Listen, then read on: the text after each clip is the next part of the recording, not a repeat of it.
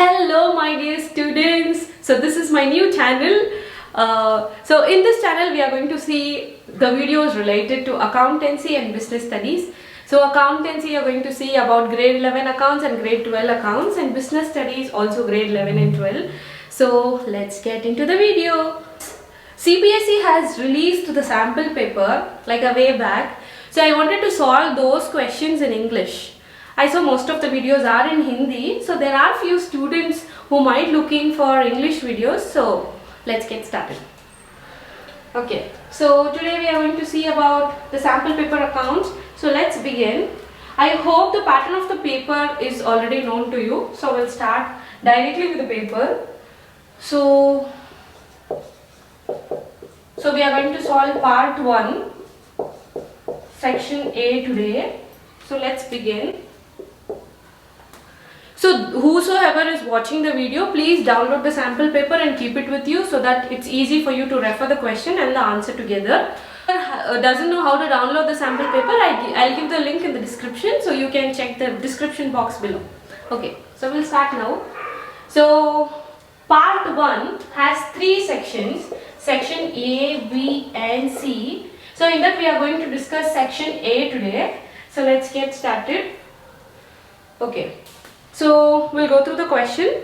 The first question is, gain or loss on revaluation at the time of change in profit sharing ratio of existing partners is shared by, whereas in case of admission of a partner it is shared by. There are few options, 4 options given. See, what is the meaning of revaluation is, whenever there are changes happening in the partnership, we tend to revalue our assets and liabilities. Any profit or loss in this will be shared among the partners. Okay. Now, in this case, in change in profit sharing ratio chapter, all the partners will be old partners. For example, X, Y, Z. All 3 partners will be the old partners. Now, if they are changing their profit sharing ratio, they will be sharing in their old ratio among all the partners. All 3 partners will be there, they will be sharing in their old ratio. In case of admission chapter, so what is admission of a partner? There will be X, Y, 2 partners in a firm. They want to increase their capital or something like that. They will get another partner into their business. Imagine Z is joining them newly. Only X and Y were there from the beginning.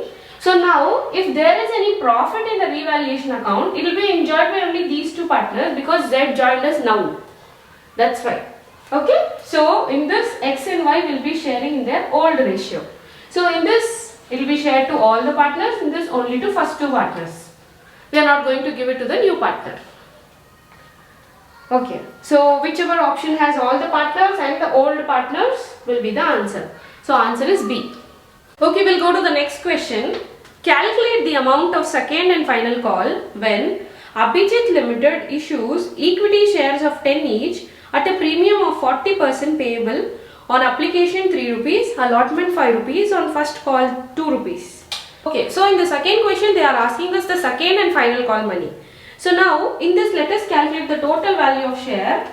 So equity share of rupees 10 at a premium of 40% is being told, right? So premium of 40% means it will be calculated on the face value of the share, 10 rupees. What is the meaning of premium? Now imagine you have a joint stock company and you have a very good reputation in the market. Obviously you will like to give your shares on premium, because 10 rupee value of share, you can sell it for 12 or 14 or 15 more than 10. Even though the shareholders will come and buy, because you have very good demand in the market. Right? So that is premium. So now this is the extra money that is collected on the value of the share. So add the value to this. 40% of 10 rupees will be 4. So the total value of share will be 14. So in this, on application how much is collected? 3. On allotment, it's 5. On the first call, it's 2. Then the remaining money, whatever is in difference, will be the final call money, second and final call money. Okay. Now calculate how much much is this? 8, 10, 10 minus 14. So the difference of 4 rupees will be the second and final call money. So whichever has second and final call as 4 rupees will be the answer. Again it's B. So we'll go with the next question. See, in the next question, before we proceed, I wanted to teach you one formula. One simple formula which you can easily remember.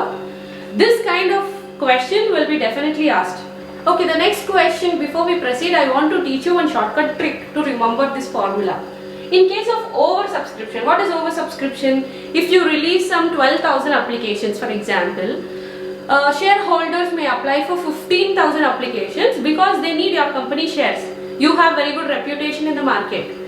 So now, in case of oversubscription, if you are offering 12,000 shares, there are people who will buy for 15,000 shares. You may receive applications for 15,000 shares.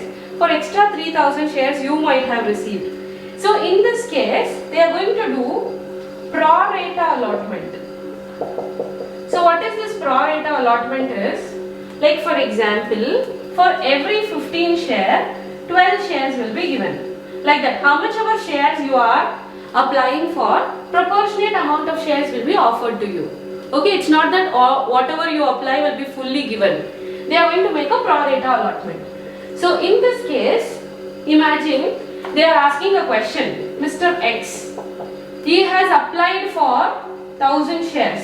Then how many shares is given to him? So this can be one question. Or if he has been given, for example, 600 shares, how much is he applied for? So this relationship we need to find.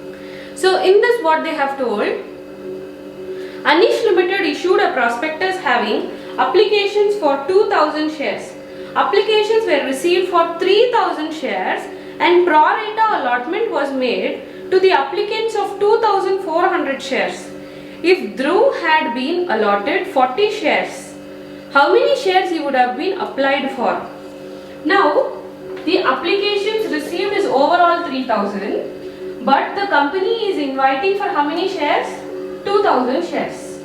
Means the company is offering, it is issuing 2,000 shares and we received 3,000 applications. And the company had decided to do pro rata allotment. In pro rata allotment, what have they decided is, they are going to give for 2,400 shares, they are going to make a pro rata allotment of 2,000. Then what about the remaining 600 shares? It is understood that the application amount is completely rejected and refunded. Okay? So if in case in the question if it is given as the company offered 2,000 and they made pro rata allotment for 2,400 shares, then what about the total applications received? The difference in number of these two is understood that the amount is refunded. Okay? So now we'll get into the question. So here, what is the question about? Dhruv, a shareholder has been allotted how many shares? 40 shares is being given to Dhruv. He is being allotted these many shares. Then how much he has applied for? So how will you calculate the formula is, whatever is given in the question will come in the denominator of the formula. Allotted. Whatever is given in the question, take that in the denominator. Whatever is supposed to be calculated, take that in the numerator. Applied into what is given in the question? Allotted is given. So into number of shares allotted. Okay, so this is how you will frame the formula. In simple words, whatever is given in the question, take that in the denominator and multiply that. Allotted. Whatever is supposed to be found, take that in the numerator. What is this applied? Is total applied. Total number of applications. This is total allotted for that particular company. Okay? Into number of shares allotted to the shareholder. You can apply this formula for any of the problems related to shares. It will be very easy. Okay? So now let us get started. Total applied is how much? So they applied is 2,400 divided by allotted is done for 2,000 shares. into number of shares allotted to that particular shareholder. Dhruv is our shareholder. How much is allotted to him? 40 is allotted. So multiply by 40. Let me repeat it. The total number of applications after rejecting 600 shares is 2400. Take that in the numerator. Divided by total allotted is how much the company is offering? Offering 2000 shares. Into the particular shareholder is being allotted how much? 40 shares. So multiply by 40. Now find out the answer how much it is. 48 shares. So Dhruv has applied for 48 shares in which he got 40 shares. You can establish this relationship with all kinds of problems related to applied and allotted proportion. Okay, so let's go to question number 4. So in question number 4, Amrish Limited offered 2 lakh equity shares of 10 each. Of these, 1,98,000 shares were subscribed. The amount was payable as 3 on application, 4 on allotment, balance on the first call. If a shareholder holding 3,000 shares has defaulted on first call, what is the amount of money received on the first call? They are only concerned about the first call money, so we will be concerned only about first call money. So now, how much is application? It's 3. Allotment is how much? 4. What's the total share value? It's 10 rupee. Well, it is given in the first line of the question. It's 10 rupees. So how will you find the first call value? Is balancing figure. If 10 rupee is the total share value, they are collecting 3 and 4 with these two. Then the remaining portion will be on first call. So 7 minus 10 is 3. So first call money is 3. And also they are telling if a shareholder holding 3,000 shares has defaulted on the first call. Whenever you ask them to pay, all the shareholders will not pay. There will be few shareholders who may not pay the money. So in this 3,000 shares on this we didn't receive, right? And also they have told Amrish Limited offered 2 lakh equity shares, out of which only 1,98,000 were subscribed. Now, if I offer 2 lakh shares, only 1,98,000 applications I got. 2,000 applications I didn't get. Why? Because I may be a newly started company or my share value will not have enough demand in the market. So there are so many reasons wherein whatever you offer may not be fully subscribed. So in this only 98,000 subscription is done. So only these shares will be offered. Only 1,98,000 shares will be offered. Right? So in this 1,98,000, 3,000 shares, on 3,000 shares, a shareholder defaulted the money. So deduct that. So on 1,95,000 shares, we received all the money. So how much is the first call money? Into 3. So multiply 1,95,000 into 3. So it will be 5,85,000. So this is the amount which we received on the first call. Okay, so before we proceed to 5th question, I'll give you conceptual knowledge about 5th question. You know, if a share value of 10 is fixed, the joint stock company can ask entire 10 rupees as one-time payment, or they can ask this in installments. On application, you can pay certain amount, let us say 3 rupees.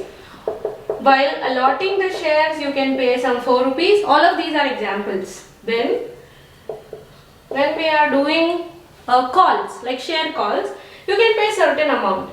Like, for example, the remaining amount is how much? 3 rupees. Now, this is the segregation of the value of shares. In this, imagine a shareholder has paid 3 rupees. We are asking him to pay the allotment money of 4 rupees and the first call money of 3 rupees. So many times we have asked. He is never turning up. He is never responding. So why should we waste our time?